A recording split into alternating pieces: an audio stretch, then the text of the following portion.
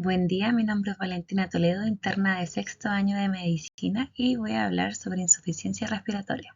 Como hoja de ruta, comenzaré con la definición de la insuficiencia respiratoria, las distintas clasificaciones en que podemos encontrar, la fisiopatología que la acompaña, manifestaciones clínicas, herramientas que nos ayudarán para el diagnóstico, criterios de gravedad y finalmente la oxigenoterapia. La insuficiencia respiratoria es el fracaso del sistema respiratorio para realizar un adecuado intercambio gaseoso de oxígeno y dióxido de carbono entre el aire inspirado y la sangre venosa. Es multicausal, lo cual la hace muy frecuente y tiene una alta tasa de mortalidad. La mortalidad depende de muchos factores, ya sea la edad, etiología de la insuficiencia respiratoria, las comorbilidades que acompañan al paciente, pero es alta. En alguna bibliografía aparece que es de 40 a 60 y que ahora ha disminuido a 25-40 gracias a los tratamientos que hay y los diferentes tipos de oxigenoterapia. Por esa razón puse 40% aproximadamente de mortalidad.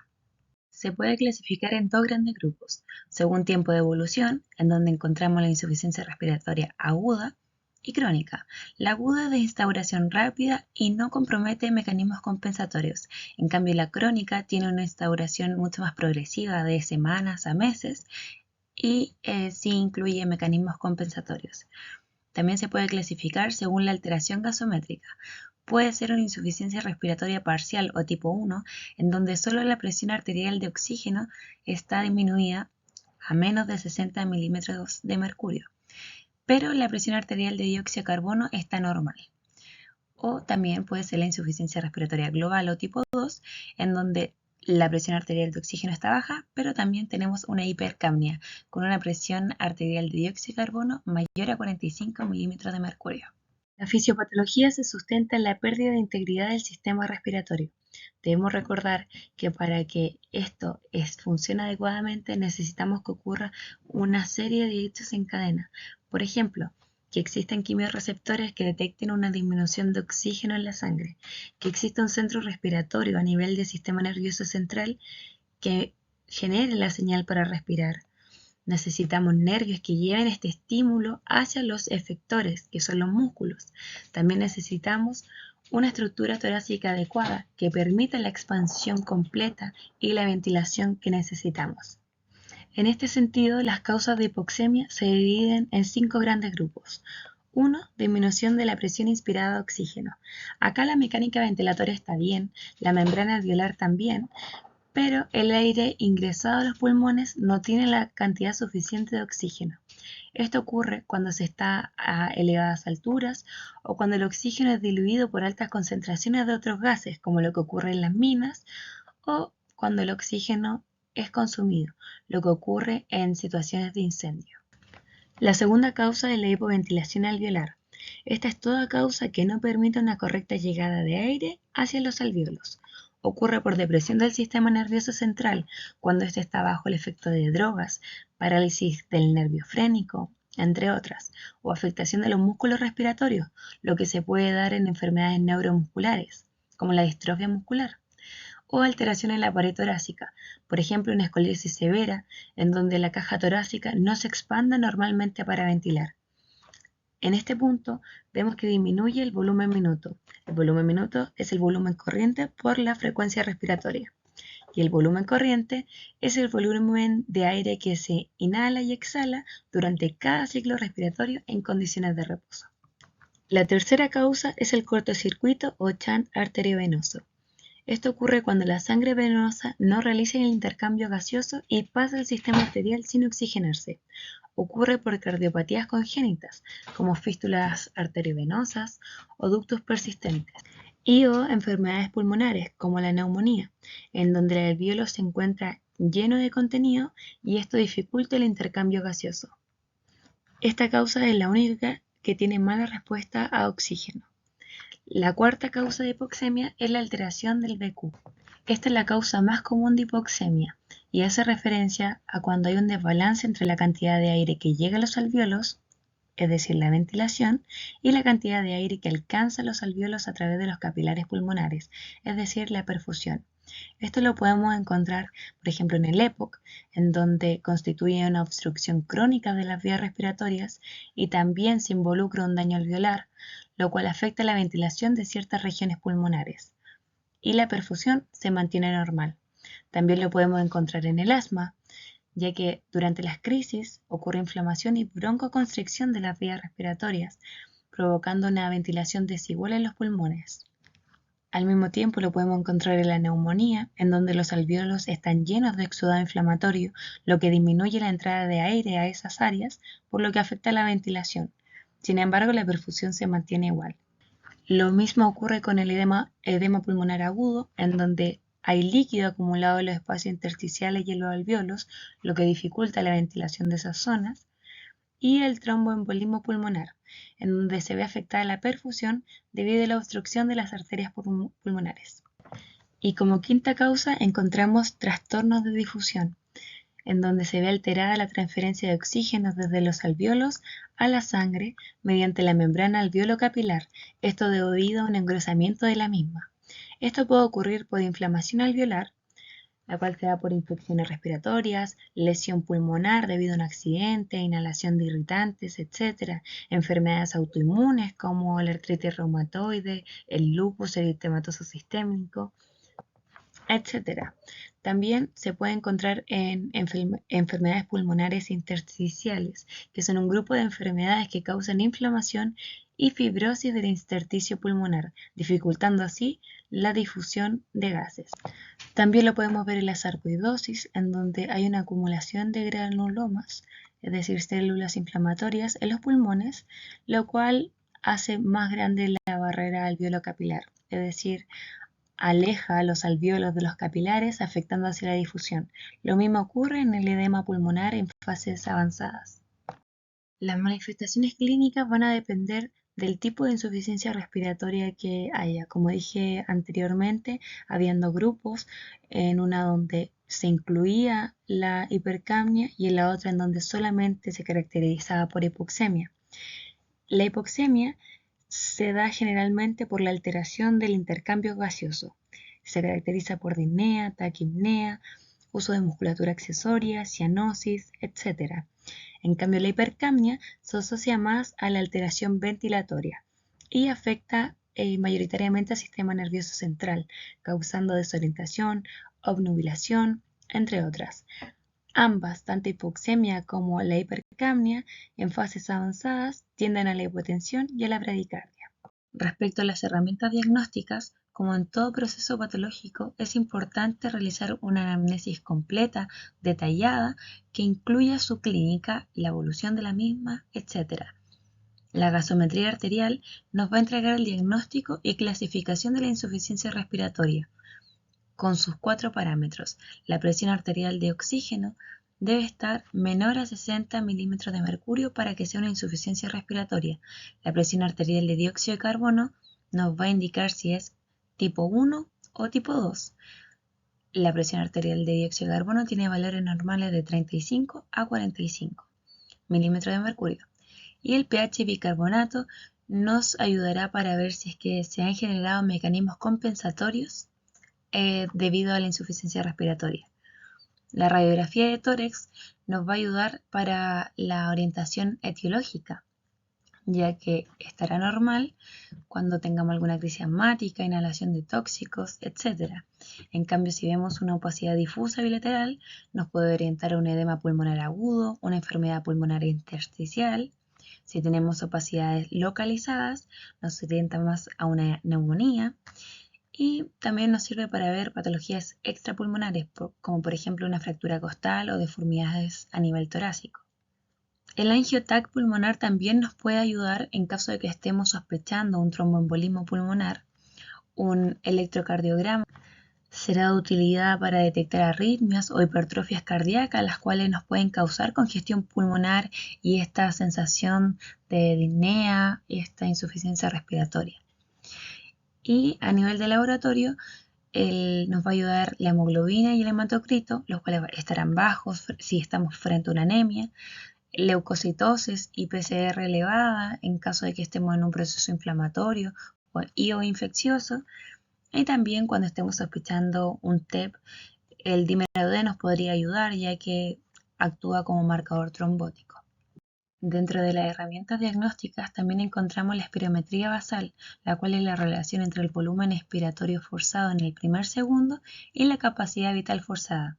Cuando esta relación es menor al 70%, indica obstrucción en la vía respiratoria, lo cual es común en asma y en EPOC.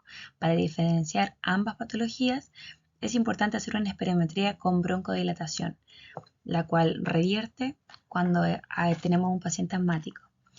Otro examen que también nos sirve es la capacidad de difusión de monóxido de carbono, DLCO, el cual mide la eficiencia de la difusión en la membrana alveolo capilar.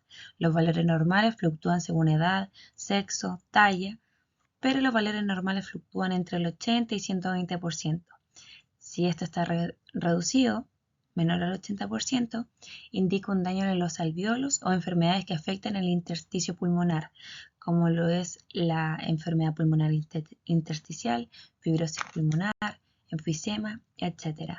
También nos podemos ayudar de otras herramientas diagnósticas según la etiología que estemos sospechando, en base a las herramientas diagnósticas utilizadas anteriormente, la anamnesis, la clínica, etc. El manejo de la insuficiencia respiratoria se basa en medidas generales, nunca olvidar el ABCDE, sobre todo en pacientes que llegan comprometidos de conciencia o hemodinámicamente inestables, la cama a 45 grados, lo cual va a ayudar a la ventilación del paciente, y monitorización de los signos vitales y pulsoximetría, esto de forma constante. La oxigenoterapia es el eje fundamental de la terapia de la insuficiencia respiratoria. Esta se divide en dos grandes grupos. Tenemos sistemas de bajo flujo y de alto flujo. La diferencia principal entre ellos es que los de alto flujo, a diferencia de los de bajo flujo, entregan una FiO2 constante independiente del patrón respiratorio del paciente. Dentro de los sistemas de bajo flujo encontramos la cánula nasal, que nos entrega hasta 4 litros por minuto, mascarilla simple, que entrega hasta 6 litros por minuto, y la mascarilla con reservorio. Como dije anteriormente, no nos entregan una FiO2 específica, sin embargo podemos calcular una aproximada con la fórmula que está ahí. FiO2 igual a 20 más los litros por minuto y eso por 4.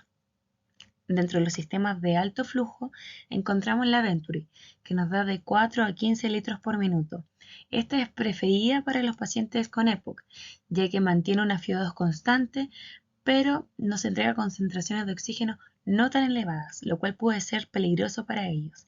Recordemos que los pacientes hepóticos no deberían subir de saturación de 92%, ya que ellos respiran en base a la hipercapnia.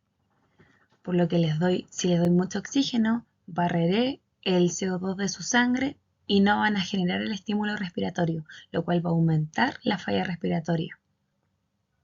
También dentro de los sistemas de alto flujo encontramos la cánula nasal de alto flujo, que nos entrega 60 litros por minuto y una FiO2 de hasta el 100%.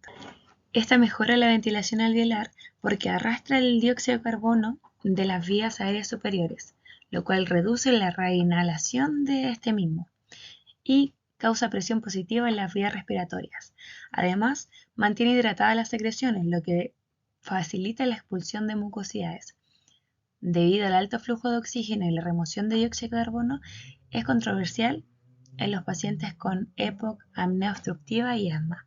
Está indicado generalmente para la insuficiencia respiratoria de carácter hipoxémico. Otros sistemas que podemos encontrar para la oxigenoterapia es la ventilación mecánica, ya sea invasiva o no invasiva. Estas garantizan la ventilación alveolar, la adecuada oxigenación y el descanso de la musculatura respiratoria.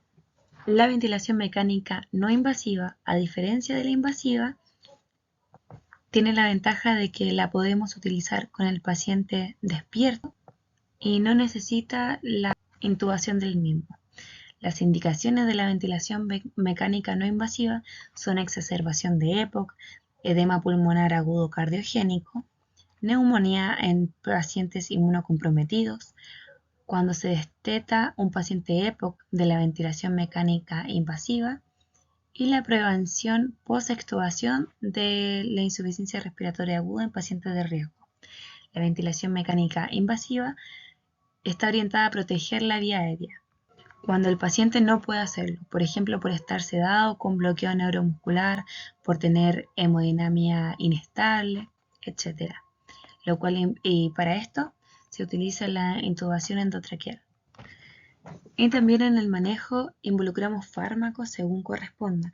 Por ejemplo, si estamos frente a una crisis asmática, nos ayudamos del uso de broncodilatadores. Si tenemos un EPOC exacerbado, nos ayudamos también de corticoides. Si sospechamos una etiología bacteriana como la neumonía, usamos antibióticos, etc. Dentro de los criterios de gravedad en la insuficiencia respiratoria encontramos criterios clínicos como frecuencia respiratoria sobre 30 respiraciones por minuto, uso de musculatura accesoria, nivel de conciencia cuando encontremos confusión, agitación o somnolencia, cianosis y dificultad para hablar. Dentro de los criterios de laboratorio encontramos la PCR y procalcitonina elevadas cuando estamos en un contexto de infecciones y gasometría arterial alterada. También encontramos scores que nos ayudan a evaluar problemas de la difusión o intercambio gaseoso. Tenemos la PAFI, que es la relación entre la presión arterial de oxígeno y la fracción inspirada de oxígeno. Esta se considera un puntaje severo, bajo 100, moderado cuando la relación es de 100 a 200 y leve cuando es de 200 a 300. También tenemos la SAFI, que es la saturación de oxígeno dividido en la fracción inspirada de oxígeno. Esta relación es severa cuando el valor es menor a 160, moderado cuando es de 160 a 310 y leve de 310 a 460. Si bien ambos evalúan problemas en la difusión, la PAFI es más sensible y específica para detectar alteraciones en el intercambio gaseoso y se considera un estándar para evaluar la gravedad de la hipoxemia. También podemos encontrar otros scores según la etiología que estemos sospechando. Por ejemplo, si sospechamos que estamos frente a una neumonía, podemos aplicar el CURV 65 para evaluar la gravedad del cuadro, entre otros. De hospitalización va a depender si es una insuficiencia respiratoria aguda, es decir, no tenía una afección respiratoria previa y estos irán a UCI, o si es una insuficiencia respiratoria crónica que se ha reagudizado. Para esto hay que conocer la gasometría basal del enfermo. En la insuficiencia respiratoria aguda tenemos como criterio la alteración gasométrica muy grave, donde la presión arterial de oxígeno está sobre 35, pero no corrige frente a la oxigenoterapia con flujos elevados, tiene retención de dióxido de carbono que repercute clínicamente y presenta acidosis. Otro punto es la fatiga o agotamiento de la musculatura respiratoria, también la obnubilación progresiva, pacientes de edad no muy avanzada y con una situación basal estable, en donde tengamos una causa de agudización evidente y que podamos revertir, en pacientes que necesiten transitoriamente ventilación mecánica y cuando tengamos complicaciones asociadas que precisen cuidados intensivos. En la insuficiencia respiratoria crónica reagudizada, se suele derivar a los pacientes a hospitalización en sala común, no directamente a la UCI. Y esto es cuando se reagudiza la enfermedad crónica de base, cuando hay una imposibilidad para mantener la presión arterial de oxígeno sobre 55 pese a la oxigenoterapia ambulatoria, cuando hay un aumento progresivo de la presión arterial de dióxido de carbono debido a hipoventilación, cuando encontramos signos clínicos evidentes de hipercapnia, cuando hay deterioro del equilibrio ácido-base o cuando hay complicaciones infecciosas, cardíacas o hemodinámicas asociadas.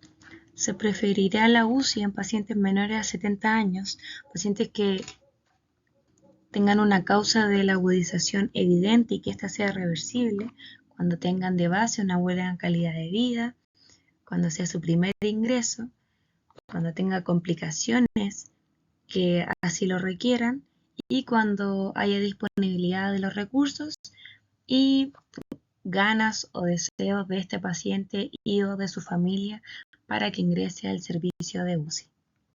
Eso sería todo. Muchas gracias.